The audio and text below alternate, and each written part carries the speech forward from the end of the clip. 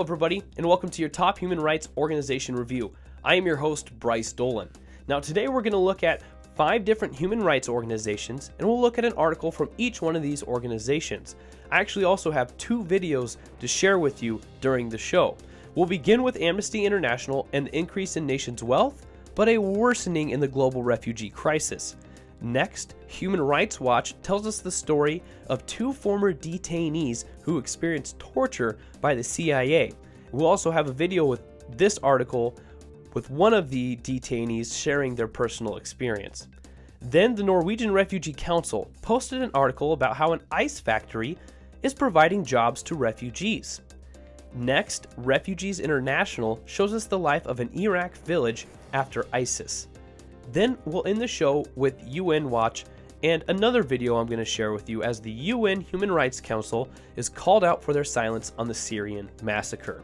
Now to begin, wealthy countries have shown a complete absence of leadership and responsibility, leaving just 10 countries, which account for less than 2.5% of the world GDP, to take in 56% of the world's refugees. Now, this came from an Amnesty International comprehensive assessment of the global refugee crisis. Now, the report, titled Tackling the Global Refugee Crisis from Shirking to Sharing Responsibility, documents the precarious situation faced by many of the world's 21 million refugees. Now, while many in Greece, Iraq, on the island of Nauru, or at the border of Syria and Jordan are in dire need of a home, others in Kenya and Pakistan are facing growing harassment from the governments. Now, the report sets out a fair and practical solution to the crisis based on a system that uses relevant, objective criteria to show the fair share every state in the world should take in order to find a home for 10% of the refugees every year. Just 10 of the world's 193 countries host more than half its refugees. A very small number of countries have been left to do far too much just because they are neighbors to a crisis. That situation is inherently unsustainable, exposing the millions fleeing war and persecution in countries like Syria, South Sudan, Afghanistan, and Iraq to intolerable misery and suffering, said Amnesty International Secretary General Salil Shati. It is time for leaders to enter into a serious, constructive debate about how our societies are going to help people forced to leave their homes by war and persecution. They need to explain why the world can bail out banks, develop new technologies, and fight wars, but cannot find safe homes for 21 million refugees, just 0.3% of the entire world's population. Now, next, we're going to be moving on to Human Rights Watch. We'll come back to the refugee crisis at the end of the show, addressing more of the crisis in Syria. Now, Human Rights Watch shares the stories of 2 ex-detainees as they describe the torture they experienced at the hands of the CIA. Now, the 2 men, aged 51 and 52 now, independently recounted being severely beaten with batons, threatened with an electric chair, subjected to various forms of water torture, and being chained by their arms to the ceilings of their cells for long periods.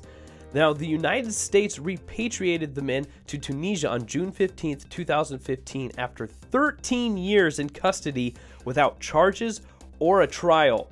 Neither was provided compensation or support for their wrongful detention or the torture they endured, nor to help them cope with the physical and mental harm incurred. Now, today, they are destitute, unable to work, and experiencing the consequences of serious physical and emotional trauma they believe is a direct result of their treatment in U.S. custody. These terrifying accounts of previously unreported CIA torture methods show how little the public still knows about the U.S. torture program, said Laura Pitter, the senior U.S. National Security Counsel at Human Rights Watch. The release of these 2 men without the U.S. providing any assistance or redress for their torture and suffering also shows how much the U.S. still needs to do to put the CIA torture program behind it. Now, to kind of give you an idea of what these men went through, here is a video reliving one of their experiences. Let's take a look. سوي بالقوة وك أنت بالنقاط أنت جيد بكساش تعرف بكساش مجال نقرأ في البكسان.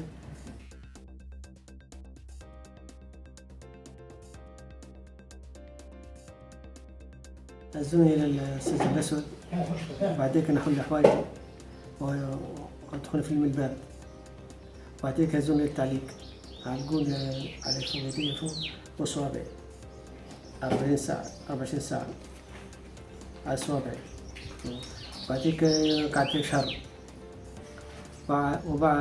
وبعد هزوني الماء تغطس على برميل معبى بالماء ويغطس فيه بالماء من الماء. بعد الماء هزوا الغرفة، بدأ عمل كوش نحل كل حوايج على بنسول كل تاع ولا صار. بعد كده قاعدين فيه بالعصير أنا معلق أضرب في العصير ولا صار. بعدك دي قية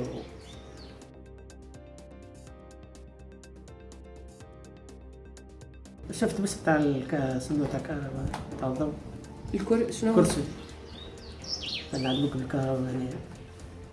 بعدك هزوا الغرفة علقوني في الغرفة هنا وكل مرة يدخل علي بسلاح معهم ملثمين هم وبسيقة، وحتى نلقوا شوية كنت شوية طلعوا علي على الباب. قعدت 4 شهور ظلم، كله ظلمة وكله مسكن عيوني وكنت تعبت الذاكرة وعاد هذاك الطبيب هذا خرجوه خلاص، يعني كان يقعد هذا ساعة أخرى كان يموت يعني خرجوني.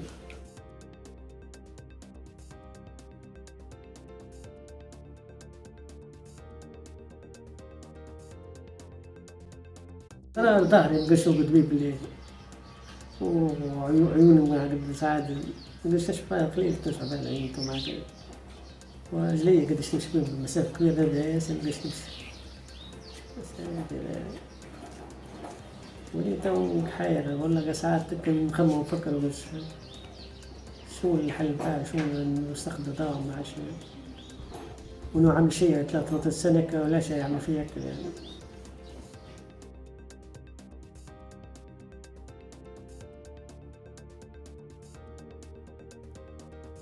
That really hit home for me.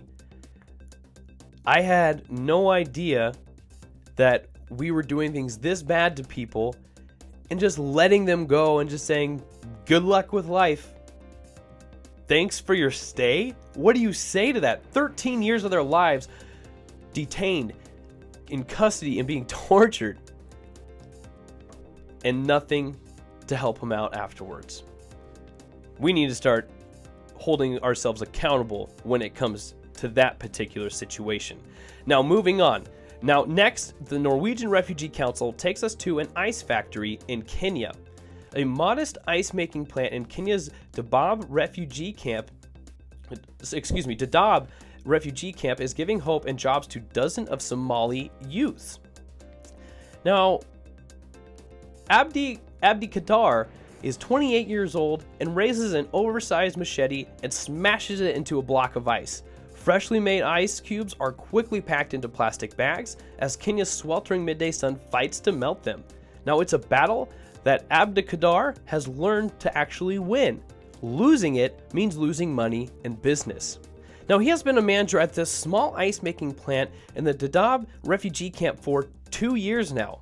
The camp is home to over 280,000 refugees who have fled war and conflict. Most of them come from Somalia, including Mr. Abdi Kadar and his family.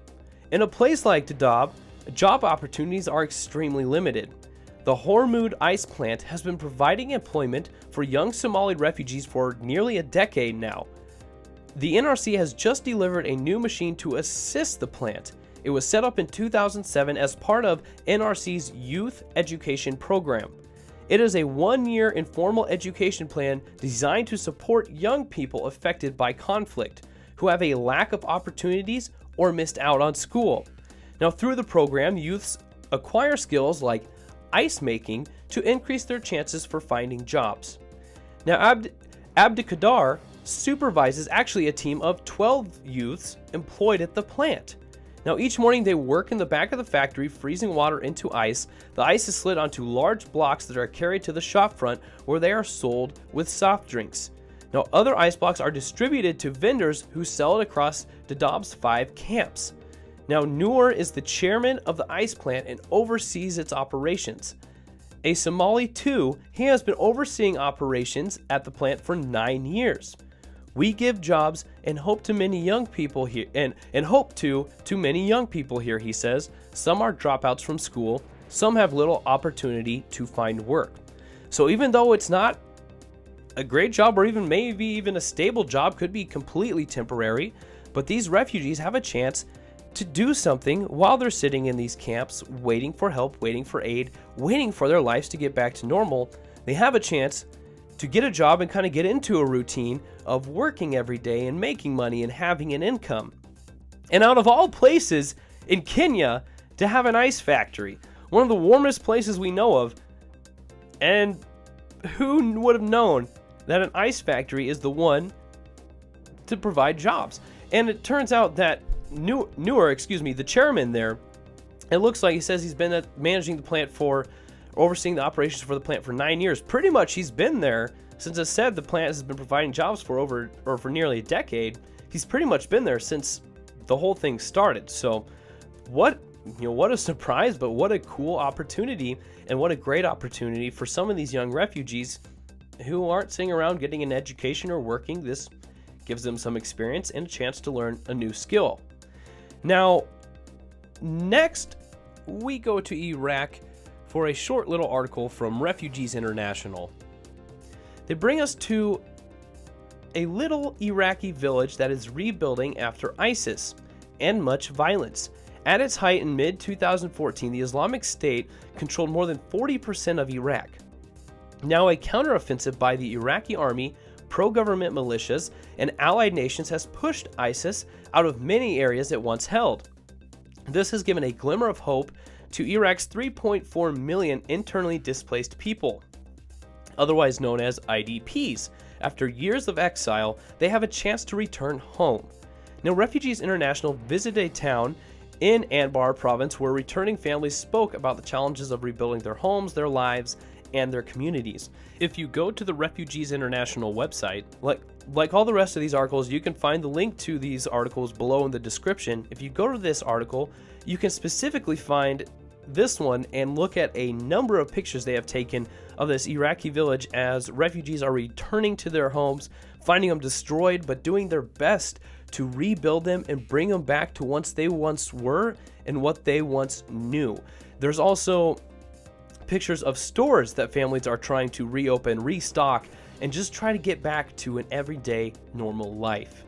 Now, to end the show, I'm going to end it with a video to share with you, because instead of me reading what this gentleman said, I feel like it's only better if you hear it come from himself, because it only makes sense. The UN Watch calls out the UN Human Rights Council on their silence on the Syrian massacre. Now, Michael Danby, MP from Australia, stood in front of the entire UNHCR and called them out directly. Let's take a look at his speech. I give the floor to the distinguished representative of the United Nations Watch. You have the floor. Thank you, Mr. President. My name is Michael Danby, member of the Australian Parliament.